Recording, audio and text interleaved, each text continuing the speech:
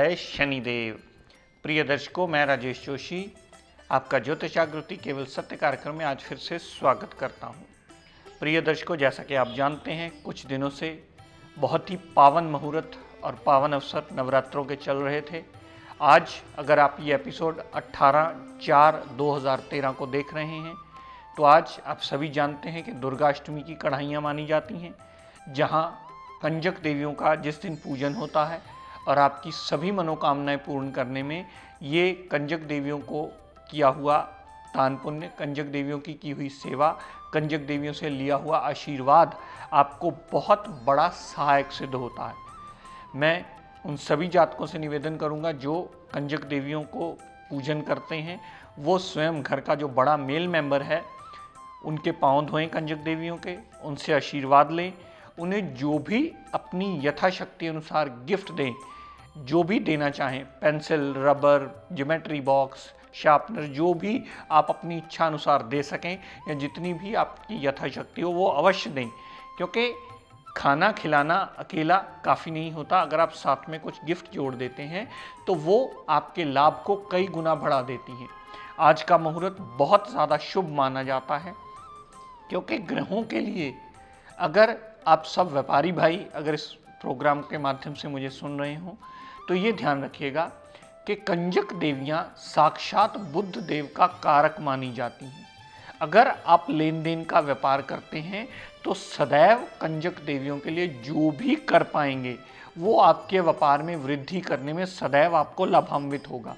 वो कहीं ना कहीं आपके रक्षा कवच के समान आपको कार्य करके आपका व्यापार में वृद्धि करने में या आपके व्यापार को बचाने में आपको सहायता करता ही मिलेगा। तो आज के दिन की बहुत बड़ी मान्यता मानी जाती है। प्रिय दर्शकों, आप इस दुर्गाष्टमी के कढ़ाइयों का मुहूर्त यूटिलाइज करें और घर में कोई नई चीज़ लाने वाली हो तो आज के दिन का मुहूर्त बहुत अच्छा है, आप ला सकते हैं। वो सदैव आपके लिए शुभ फलकारी होगी और आज का किया हुआ पाठ पूजन भी आपको नॉर्मल से ज़्यादा शुभ फलकारी होगा। तो प्रिय दर्शकों, मैं अपनी नवमेश की श्रृंखला को आगे बढ़ाता हुआ, कल तक हमने बात की थी सिंह लगन की कुंडली की, आज हम बात करते हैं कन्या लगन की कुंडली। कन्या लगन की ये इसलिए बनी क्योंकि लगन में ही 6 नंबर लिखा है। 6 नंबर कन्या राशि मानी जाती है, जिसके स्वामी ग्रह बुध देव माने जाते हैं। बुध देव ने शुक्र देव को नवम भाव का मालिक बनाया और दूसरे भाव का मालिक बनाया। दूसरा भाव धन का, कुटुंब का, वाणी का। अब यह सब आप भली भांति जानने लगे। नवम भाव हमारे पिता का, भाग्य का, विदेश यात्रा का। हमारे नवम भाव धर्म को मानने का भी माना जाता है। तो कन्या लगन की कुंडली में जो हमारा नवमेश होता है वो शुक्राचार्य, जो दानव गुरु कहे जाते हैं, वो स्वयं शुक्राचार्य माने जाते हैं। शुक्राचार्य नवम भाव का स्वामी होने की वजह से इस लगन कुंडली के त्रिकोण भाव में एक साधारण राशि शुक्राचार्य की आने की वजह से इस लगन कुंडली में योग कारक ग्रह माने जाते हैं। लेकिन प्रिय दर्शकों, मैं ये आपको बार बार बताता आया हूं कि योग कारक ग्रह तब तक योग कारक रहता है जब तक उसकी प्लेसमेंट ठीक रहे। जब योग कारक ग्रह की प्लेसमेंट गड़बड़ होने लगती है तब वो अपनी सारी योग कारकता खो देता है और उसकी दशा अंतर्दशा ही हमें कष्ट देती मिलेगी। आप ये स्वयं कुंडली का विवेचन करके देख भी सकते हैं और अगर पहली दूसरी बार ना समझ में आए तो किसी विद्वान की मदद भी ले सकते हैं। और वैसे भी आप सभी जानते हैं कि हमारा डेली का एपिसोड YouTube पर अपलोड हो जाता है। जो भी जातक इसे देखकर लाभान्वित होना चाहें, इसे देखकर सीख भी सकते हैं और समझ भी सकते हैं। तो अगर शुक्राचार्य, जो इस कुंडली के योग कारक ग्रह हैं, नवमेश और द्वादशेश, द्वितेश दूसरे भाव के स्वामी और नवमेश हैं, अगर शुक्राचार्य लगन में ही बैठे हों, लगन में बैठने से यही योग कारक कहे जाने वाला जो त्रिकोण का स्वामी त्रिकोण में आया है अति मारक ग्रह बन जाएगा। क्यों? क्योंकि 6 नंबर राशि में शुक्रदेव नीच के माने जाते हैं और आपने गलती से इसका रतन धारण कर लिया ये सोच करके ये आपके भाग्य भाव का स्वामी है, तो वहां सबसे बड़ी भूल होगी, वहां सबसे बड़ी गलती होगी हमारी। यहां पर शुक्राचार्य की नीचता का आना वो सिर्फ एक पाठ पूजन से ही हल किया जा सकता है। पाठ, पूजन, सिमरन, हवन, यज्ञ, व्रत, आरती और शुक्रवार का व्रत करना सबसे ज्यादा सहायक सिद्ध होता है। शुक्र से जुड़े हुए रिश्तों को सुधार करके ही आप शुक्र की नीचता से उसके नेगेटिव रिजल्ट्स में कमी ला सकते हैं। जब भी शुक्र की दशा अंतरा चलेगी, हेल्थ में प्रॉब्लम, मेंटल पीस में प्रॉब्लम, परिवार से प्रॉब्लम, पिता से प्रॉब्लम, धर्म को मानने से प्रॉब्लम, वाणी में प्रॉब्लम, धन का आगमन होने में प्रॉब्लम, ये सारी चीजें आपको दिक्कत परेशानियां देती ही मिलेंगी। यहां से शुक्रदेव ने जितनी दृष्टि 7वें भाव पर डाली, पार्टनरशिप के लिए नुकसानदेह होगा, डेली वेजेस के लिए नुकसानदेह होगा और दाम्पत्य सुख में भी कलह कलेश मचाने का योग शुक्रदेव अवश्य दे देंगे। तो वही योग कारक कहे जाने वाले ग्रह जब भी गलत प्लेसमेंट में आएंगे तो उसकी दशा अंतरदशा आपको पूर्णतः दिक्कत परेशानियां देती ही मिलेगी। प्रिय दर्शकों, यही शुक्रदेव अगर कुंडली के दूसरे भाव में पड़े हुए, ओन साइन के अपनी ही मूल त्रिकोण राशि में कुंडली के दूसरे भाव में अगर शुक्राचार्य पड़े हुए, तो सदैव आपको लाभ देते मिलेंगे। धन का आगमन होता रहेगा, जातक की वाणी बहुत ज्यादा अच्छी होगी। ऐसा सिंगर्स की कुंडलियों में बहुत ज्यादा हमें देखने को मिला है। जातक का धन का आगमन होता रहता है और परिवार सदैव उसका साथ देता है। यहां से जितनी दृष्टि शुक्राचार्य ने अष्टम भाव पर डाली, तो अपने भाग्य से, अपनी बुद्धि से, अपने कर्म से, परिवार के साथ देने से जातक अपनी मुश्किलों को दूर अवश्य कर लेता है। जातक की मुश्किलें उसके हार्डवर्क करने से दूर अवश्य हो जाती और जातक को लाभ मिलता है। दूसरे भाव में पड़े हुए शुक्र देवता सदैव जातक को लाभान्वित करते ही मिलते हैं। यहां पर शुक्र देवता बहुत बड़ा अच्छा राजयोग बनाते हैं। जितना मर्जी दिक्कत परेशानियों का पीरियड चल रहा होगा, लेकिन उस जातक को कहीं ना कहीं धन का आगमन जरूर होगा। लेकिन प्रिय दर्शकों, एक बात सदैव याद रखिएगा जो मैं पहले से आपको रिपीट कराता आया हूं, अगर दूसरे भाव में शुक्र ओन साइन का पड़ा हो तो सदैव उसका डिग्री वाइज क्षमता देखकर ही यह निर्णय कीजिएगा कि वो कितने प्रतिशत फल देने वाला है। मैं दूसरे भाव में यहां शुक्र का पॉजिटिव रिजल्ट कह रहा हूं, हो सकता है आपका शुक्र ही 0 डिग्री पड़ा हो, 29 डिग्री पड़ा हो, अस्त अवस्था में पड़ा हो, 4 डिग्री पड़ा हो, तो जितना अंश मात्र शुक्रदेव में बलाबल होगा उतने प्रतिशत ही वो पॉजिटिव रिजल्ट देने में बाध्य होगा। ये बात सदैव स्मरण रखेंगे तो विवेचन में बहुत ज्यादा आसानी रहेगी। दर्शकों, यही शुक्रदेव अगर कुंडली के तीसरे भाव में पड़े हुए, तीसरे भाव में पड़े हुए शुक्र देवता सदैव तीसरे भाव को उजागर रखेंगे। छोटे भाई बहन का सपोर्ट थोड़ी जरूर मिलेगी, छोटी मोटी यात्राएं होंगी, जातक मेहनती होगा, जातक की भागदौड़ जरूर से ज्यादा होगी। यहां से जितनी दृष्टि डाली विदेश यात्रा भी होगी, पिता के लिए शुभ भी होगा, जातक धर्म को मानने वाला भी होगा, लेकिन हर कार्य खपने के बाद अवश्य होगा।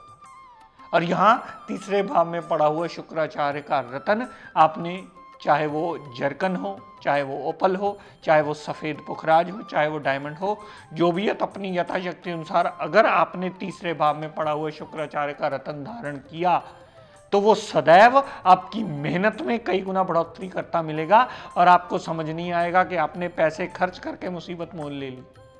यहां तीसरे भाव में पड़े हुए शुक्र देवता का सिर्फ आप पाठ पूजन कर सकते हैं, सिर्फ आप उसका व्रत कर सकते हैं, उनकी आरती कर सकते हैं, उनका हवन कर सकते हैं, उनका यज्ञ कर सकते हैं, उनका सिमरन कर सकते हैं, उनके आगे नमन करके शुक्राचार्य से जुड़े हुए रिश्तों को सुधार करके तीसरे भाव संबंधी जो भी वो नेगेटिव रिजल्ट देंगे उसमें कमी ला सकते हैं।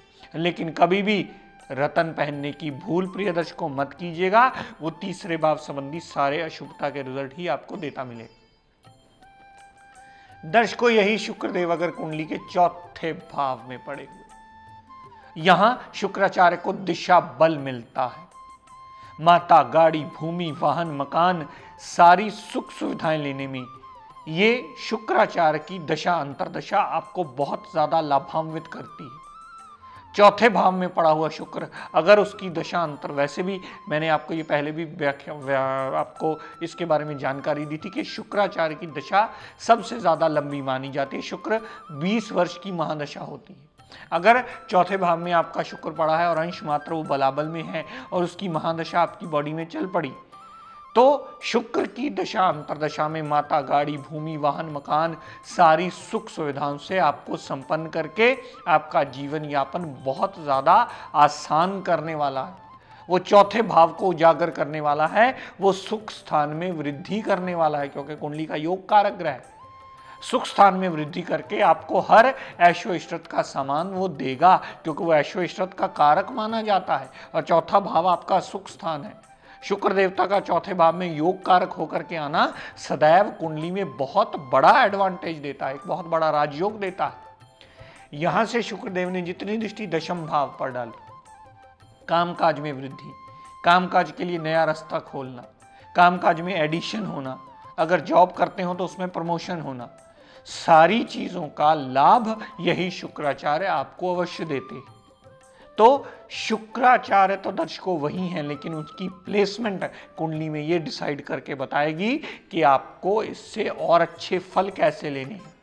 हो सकता है इसका सिर्फ एक पाठ पूजन करना पड़े, हो सकता है इसे श्रद्धापूर्वक नमन करना पड़े, हो सकता है यही शुक्र देवता का रतन पहनकर आपको इसकी रश्मियों को बढ़ाना पड़े।